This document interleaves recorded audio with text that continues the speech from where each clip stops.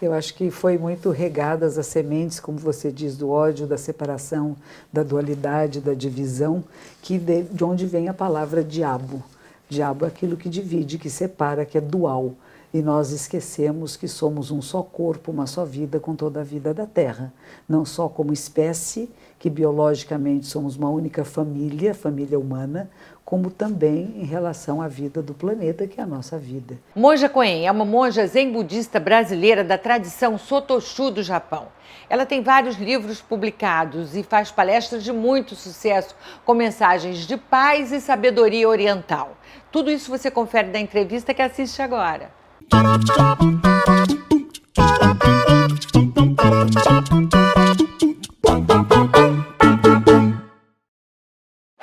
Monja Koen está em turnê pelo Brasil com a palestra Nem Anjos, Nem Demônios, que tem por princípio a construção de uma cultura da paz, da não violência. Monja Koen, muito obrigada por nos receber. Com certeza. Olha, eu acho esse tema bem oportuno, porque a gente vive um momento no Brasil e no mundo em que parece que o ressentimento, o rancor, o discurso de ódio venceram, tomaram conta. Hoje é discurso de ódio contra quem pensa diferente, quem ama diferente, quem se veste diferente, não é? Quem tem cor de pele diferente. Quem se comporta diferente, contra a diversidade mesmo, contra o outro.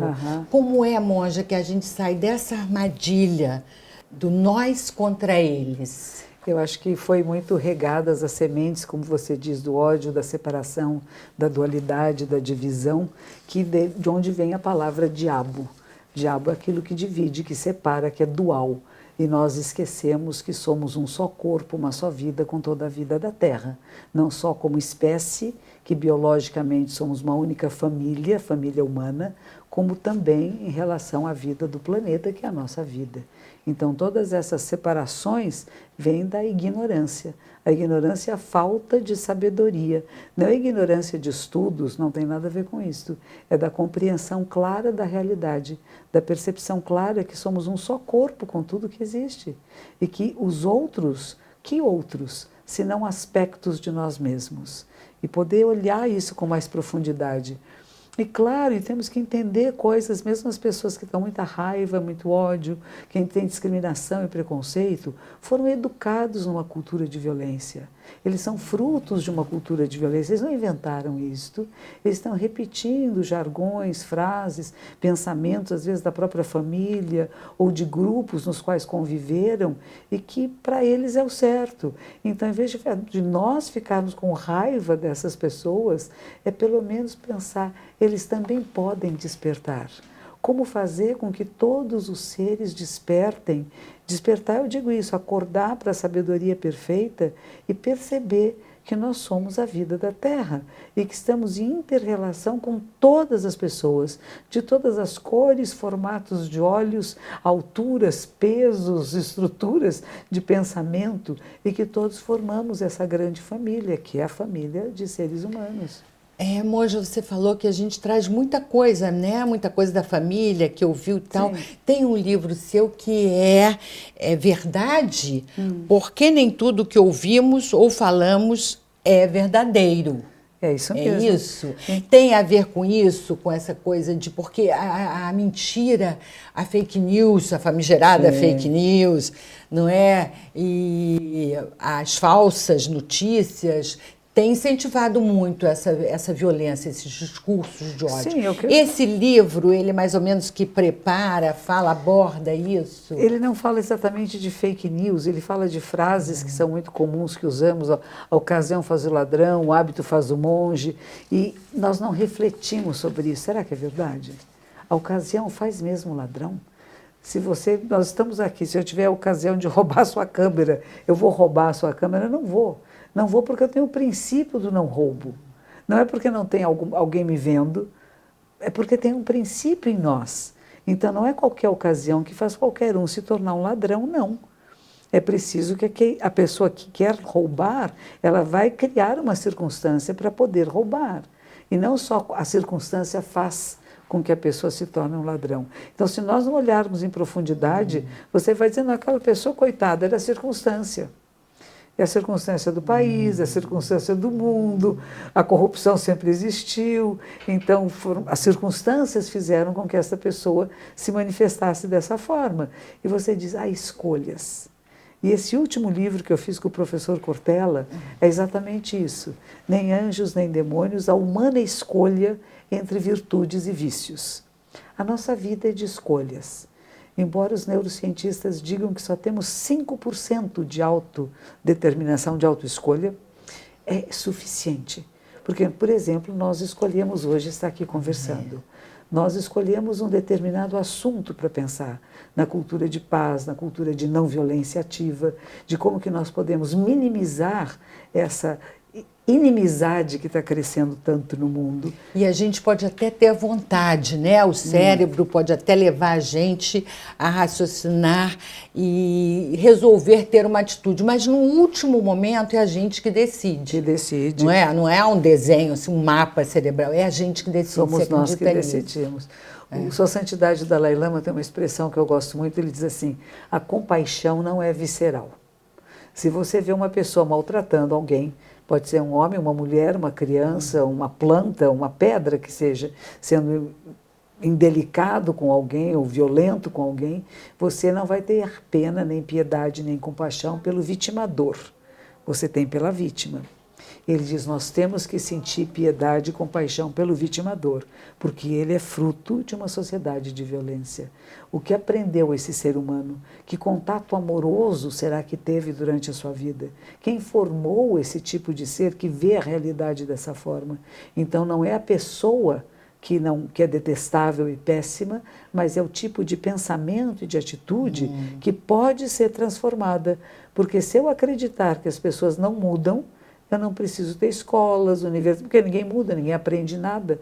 Como nós sabemos que nós humanos fazemos escolhas e mudamos de pensamento, mudamos de atitude, conforme aquilo que vamos aprendendo, temos que investir nisso e sentir compaixão, mesmo por aquele que é muito impróprio, que neste momento está fazendo coisas impróprias.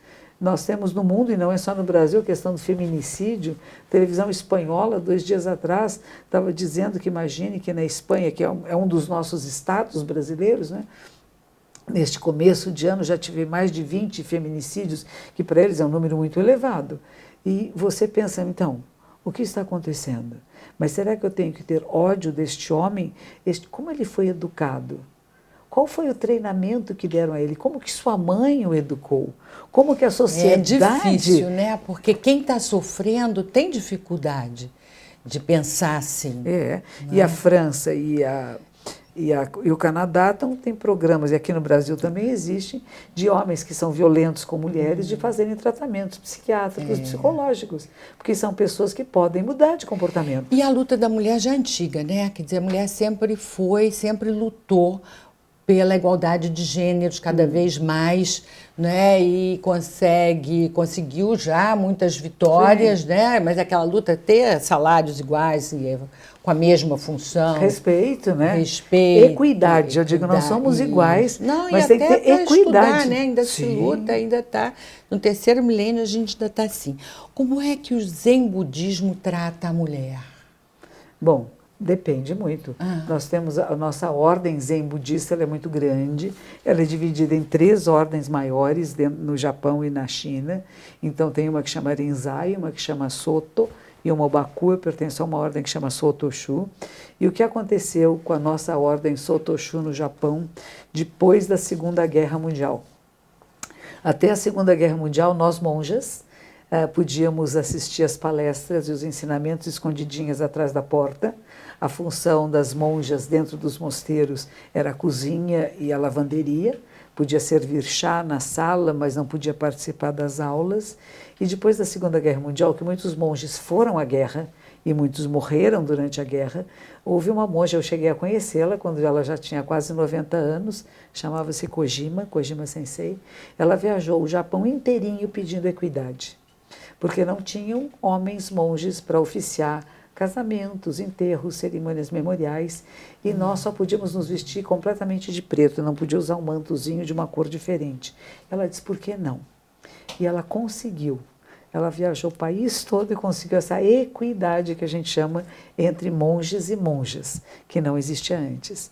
Então, nós monjas podemos fazer todos, na Igreja Católica, seria chamados sacramentos das nossas tradições, e não somos dependentes de que chamar um homem, um monge, para fazer as liturgias. Podemos ordenar homens e mulheres, tanto leigos como monásticos, podemos ser professoras de mosteiros masculinos e femininos, embora isso no Japão ainda não aconteça muito.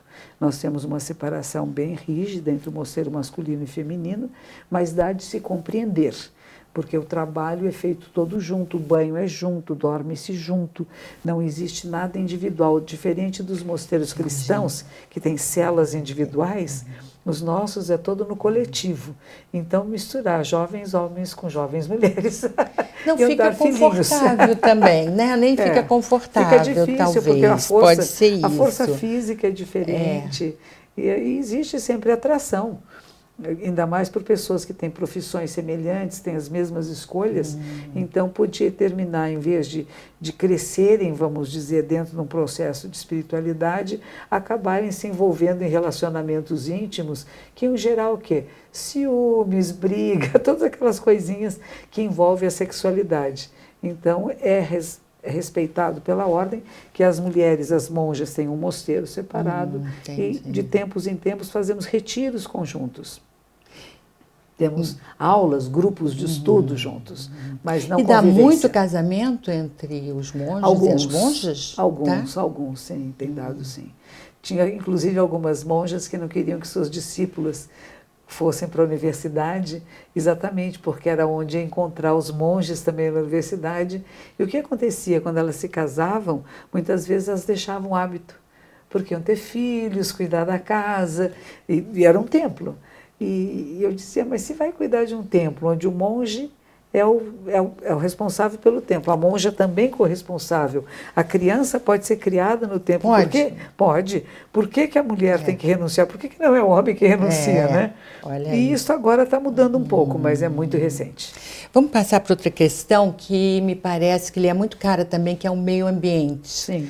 Não é? Eu vi uma fala sua muito bonita, porque apesar da gente estar aí sabendo que vem uma tragédia, não é, anunciada, das mudanças climáticas, a gente continua a maltratar florestas, rios, os mares, emitir gases poluentes. Na verdade, uma vez eu vi uma fala sua muito bonita sobre essa integração homem e terra, né? Porque a gente vive, não pode esquecer que vive no planeta Terra. E que somos a vida da Terra. Não estamos separados. Não viemos de fora nem vamos para fora. E se nós não cuidarmos, não estamos cuidando do nosso corpo e a nossa vida. Então, quando eu falo de cuidar do meio ambiente, é cuidar de você, dos seus filhos, dos seus netos, dos seus amigos. É cuidar da vida. Porque nós não viveremos sem água que seja potável, sem que a terra não esteja contaminada, sem que o ar não esteja contaminado. Se tivermos enchentes catastróficas se a Terra por si mesma está se aquecendo, isso é uma da teoria que também existe, que nós somos não completamente responsáveis pelo aquecimento. Mas se isso está acontecendo, e nós temos hoje em dia tecnologia e maneiras de diminuir esse efeito sobre nós e as próximas gerações, o que estamos fazendo? E parece que, como você falou, as nossas florestas, e nós temos a Amazônia, que é uma coisa maravilhosa, que todos cobiçam muito, e de repente parece que a gente está dizendo, vem aqui, pega o que você quiser. E o Rio Doce, a gente perdeu o Rio Doce, essas tragédias, né, nos rios de Minas. Sim, os descuidos. Os descuidos, assim, totalmente. Falta de atenção e de respeito. De compromisso. Está rachadinho. E você falava assim da terra, do humus e da humanidade. Eu achei tão bonita essa palestra. Que é a humildade, né? Temos a humildade de saber que nós coexistimos com todas as formas de vida. O planeta Terra não foi feito para nós e nós não somos o centro da vida do universo. Nós somos uma das formas de vida que precisamos coexistir. O professor Cortella fala sobre isso também, ele diz a simbiose.